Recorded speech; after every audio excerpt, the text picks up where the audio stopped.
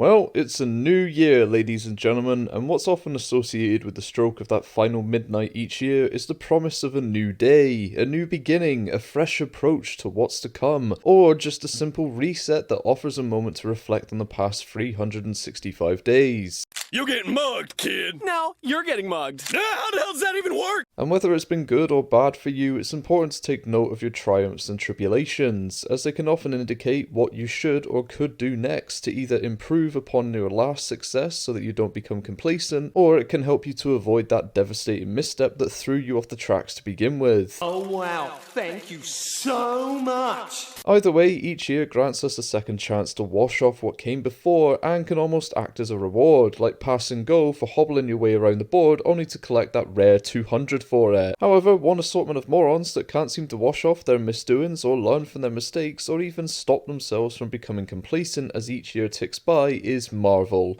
Beautiful.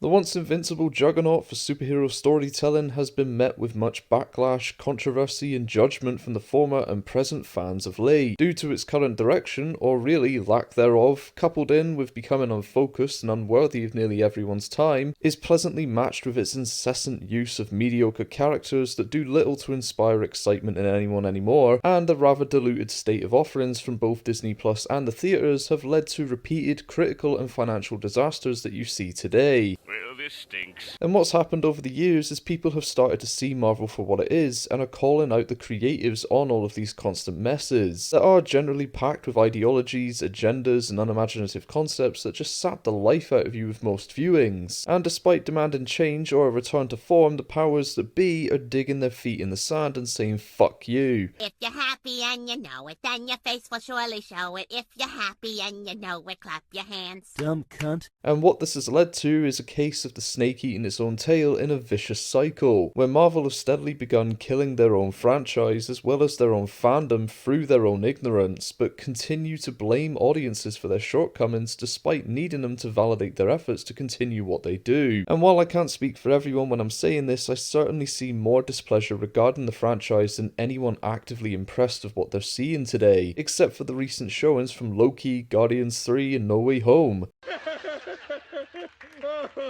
It's funny because it's true. And this resistance to change has only gone and created a stalemate where the brand wants its audience but refuses to budge on their intentions, so in return, the audience don't trust them anymore to do what is expected of them and are either selective of what they watch or are boycotting it completely. And I can understand why, though let's be honest, it can't get any worse than Doctor Who or Star Wars currently, though that isn't a fucking challenge, but no doubt they'll try and match it. Don't be rash. However, despite what I just outlined, I try to be a cautious optimist, and I'm willing to admit when I believe that they've done something right for a change. And Loki was a feat that I acknowledged in another video, but right now I want to highlight a recent showing from their animated department and draw a light on something that I think is becoming conflated, with a look at the reception to and encompassing my thoughts on What If Season 2. Oh shit, here we go again. Now, we'll have more of a structured discussion here that may feel less like a review, but this is something that I feel needs to be pointed out. But just to warm you up, What If is a series that began as a fairly run-of-the-mill model, that was interwoven in its first outing and less so with its latest attempt, that intended to subvert our expectations in more ways than one. And its design is to try and get us pondering on what could have been and what still could be out there in the multiverse by following the basic logic of events established in our main universe. And it tries to improve upon or embellish finer details from the MCU's larger moments to create entertainment.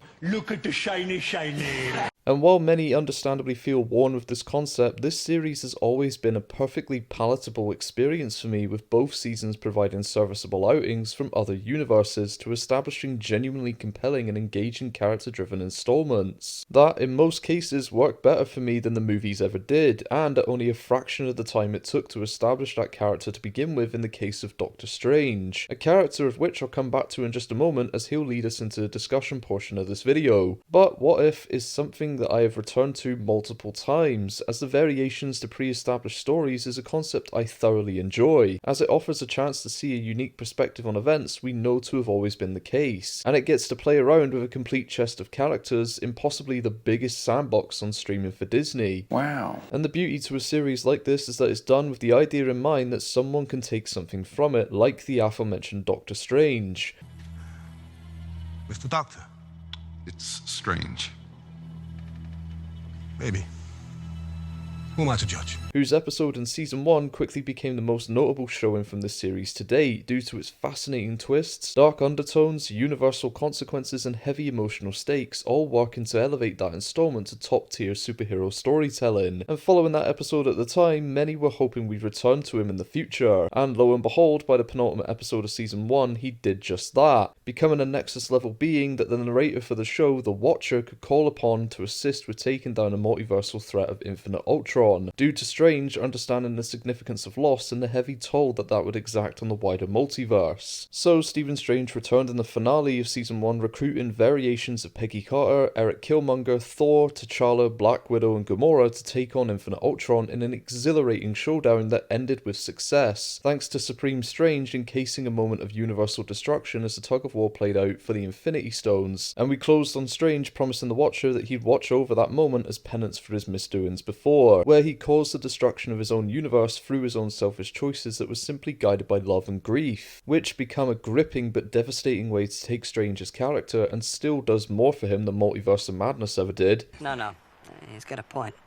And that's where we left it, until the writers decided to follow up on Strange's story by reintroducing him in the closing seconds of episode 6 this season, What If Kahorri Reshaped the World? A story that introduced an entirely new hero to the MCU that wasn't from the comics either, and was imbued with the powers of the Tesseract like we've seen coupled with a few heroes already, but for Kahorri they took a different shape inside of her, and it initially appeared as though Strange was on a recruiting mission in a similar rerun of events from Season 1, where an all-powerful being is recruiting another multiversal team, only this time it seemed as though the threat was yet to be uncovered, with Strange just randomly appearing here with little connection to prior episodes. But then the show followed suit with its formatting, and we brought pretty much everything together by the finale as it's revealed Strange himself is the threat in actuality. Oh, how unfortunate! Where in the episode prior, he came to Captain Carter for her aid in recovering Kahorri, who he led her to believe was a threat to the multiverse, and after initially showing Peggy his Sanctum Infernum, where he presents the idea that he's been trying to do what the Watcher won't by intervening before danger arrives in various universes, she agrees to help him before returning to her own universe. And after Captain Carter finds Kahorri, Strange brings them back to his sanctum where he tries to encase her, and she reveals to Carter that he's been capturing righteous heroes as well, alongside his various multiversal and universal killers in an effort to fuel a device that, once powered enough, could bring back his own universe and Christine back from the dead too, following the direction of his episode last season. It all makes sense now. And his plan was likely to succeed had Carter not intervened and unleashed many of the heroes and villains that Strange had worked to capture as a means of distraction. And as Carter and Kahorri locate the device that he intends to use for the Trapped, a battle ensues between Strange Supreme and the two women that concludes with a sacrificial moment to complete Strange's arc from the previous season. And this is where the episode creates a divide among viewers and brings out that unnecessary response that I've been seeing of late surrounding this series. Oh, shit indeed.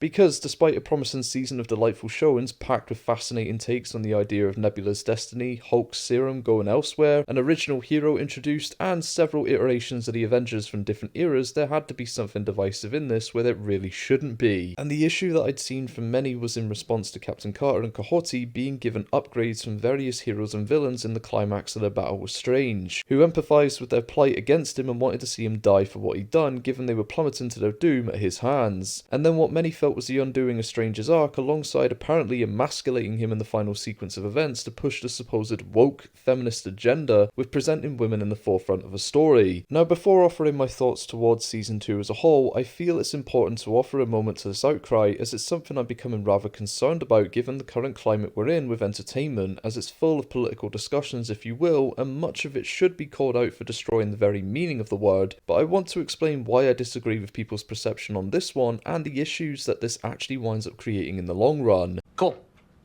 Now, I'm not denying there are poorly written, cheaply conceived, agenda-riddled female characters out there that were designed and presented as absolute girl bosses that can take on Chuck Norris and make him squeal, but that isn't the case with every woman written in entertainment, bringing me to the thing I wanted to highlight for becoming conflated, and that is that having women in the forefront of your story isn't woke. It's not an injustice to see the opposite sex be given screen time given everything else feels like it's being taken away from women right now, nor is it unreasonable to see the match matched against a powerful counterpart in the case of Strange v Carter. Let him finish. Now, my argument has always been that if she is written to have as much of an arc as a male character would endure, and that it keeps within believable parameters or feels earned when she surpasses expectations, then I'm all for it. However, if you're simply using a female character to push an agenda or get your feelings across in a manner that compromises the immersion of a story or investment of that character and the world around them, then you can call it out for what it is. Goddamn right. But I don't feel that Captain Carter is pushing any feminist agenda or even anything woke. The character of Captain Carter could be argued as being unoriginal from a certain point of view for sure, as she borrows the template of Captain America, uses the established name of Peggy Carter, and in the minds of a few replaces the role of Captain Britain from Marvel Comics with the British aesthetic. Well, that's just lazy writing. But despite that, Carter's story has been crafted over the course of 2 seasons now to be her own, with just a few of her footprints lining up with that of Steve Rogers, as What If has done with several characters. So to say that she's not had to struggle or encounter any defining moments in her journey thus far is absolute bollocks in my mind, as her episode this season showed her battling with the fact that the man she longs for a life with can never be the case now, as Steve Rogers wound up in a far dire state than Bucky Barnes was ever in. A worthy adversary. 'Tis but a scratch. She sacrificed much in her own story up to this point as Steve Rogers did. We've just seen less of it and clearly still have more to witness. But as it sits right now, I consider Peggy a well-defined female protagonist to lead the charge of a group of multiversal heroes. The argument I see though more often than not that defines a female character as being woke is that she loses her femininity for the sake of empowerment to make her look stronger than any man around her, or that she's placed in a situation that feels unrealistic to her abilities. But the part I feel many are missing here is that firstly, Carter is a fucking super soldier, and secondly, she never loses that femininity for the sake of her strength. She's still extremely feminine throughout this, beautiful to look at if you will, retains her generous nature, witty attitude, moral direction, is willing to compromise, and holds that longing for the love of the man that she lost. Got it? Her power-up moment by the end of the season is a sign of worthiness and a callback to Steve's handling of Mjolnir in Endgame, and I will admit it did feel quite ridiculous to see her maxed out with all of those different items, but that said, to claim that she's just another poorly conceived female character from Marvel and that she's just another piece of trash for the feminist agenda with everything thrown at her to make her look better than any man is equally shit, as she was only given all of this because Strange was too powerful for even the Infinity Stones to handle alone, and even after her and Kahorri received the additional weapons, they still had to struggle against Steven, and I believe were likely to lose against him, as it took his true self returning for just a second to realise that he's too dangerous for this world, and that instead of using others to do it, he rather poetically gave up everything to bring back what he took. I salute you, sir. Completing his arc entirely and giving credence to Vision's statement in WandaVision. But what is grief?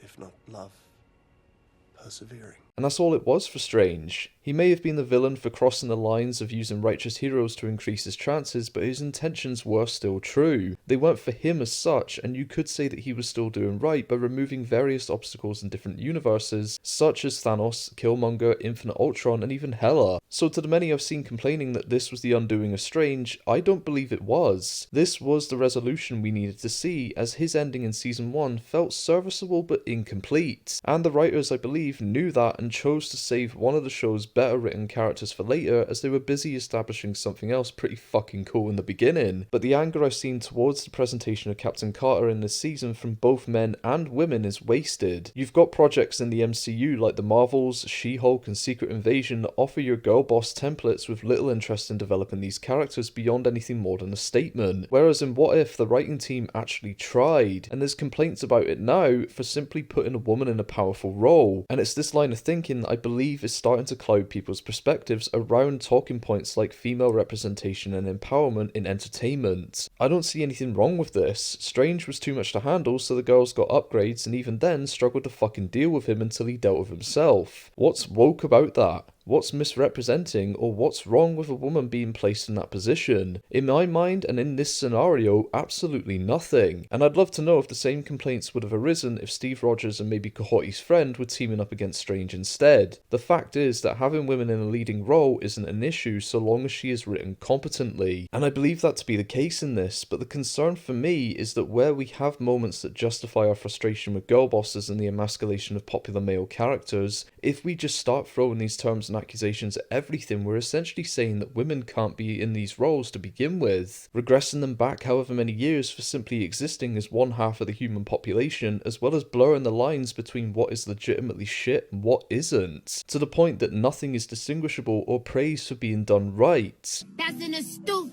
observation. It's been proven many times that women can be written in TV and cinema extremely well, even in the MCU. So there's examples out there of what works and what doesn't, and just because many of the latest workings don't measure up to the standards of what is loved and respected now, doesn't mean that we can't see it again. And Captain Carter, I feel, is one of those that has reached a level of respect, even if she is a little overused. And ultimately, where I'm going with this diatribe is exactly what the title of this video states. We need to pick our battles. Claiming something like this as being woke garbage on the basis of a woman being in the prominent role and taking on a man who's equally, if not just slightly more powerful than herself, starts to diminish the use of the word, as it's no longer a statement and is just essentially relegated to being a slur that only works to tell people you didn't give it much thought beyond what you saw in it. And let's be real, the more it's used, the less impact it carries in bringing to light the overuse of its meaning through the visual medium, and after a while starts to leave those that continually use it as the ones that cried woke. It eventually doesn't mean anything, and honestly is already teetering on the edge of even meaning anything now. We have reached a breaking point with Marvel for sure, and a lot of trust has been broken thanks to Marvel putting out preachy, pandering pieces of shit before this, but when they actually succeed at something, despite how minimal the recognition may be, we should acknowledge it to show them this is what we're looking for, and hopefully they learn from that or start to become less intrusive of what they want to say. And if not, then you can turn away, but maybe if they succeed with something, it might encourage them to look at bringing back the focus to entertaining fans once again above something like that, but that may just be me being too optimistic. But take it from me, after having a little time to think on this, there aren't any problems with What If beyond a few missing explanations and continuity issues with some of the episodes. Now, as for my general thoughts about Season 2, this was an easy viewing, packed with exciting concepts, laughable moments, strong and weak displays of voice acting and character work, but some genuinely compelling repositionings for popular names. The tone of each episode was consistent and understood what it wanted to be, the themes and genres each one followed were concise, and the animation was delightful. However, there were several narrative inconsistencies and head-scratchers that leave you confuddled and deep in thought for how we got from point A to point B.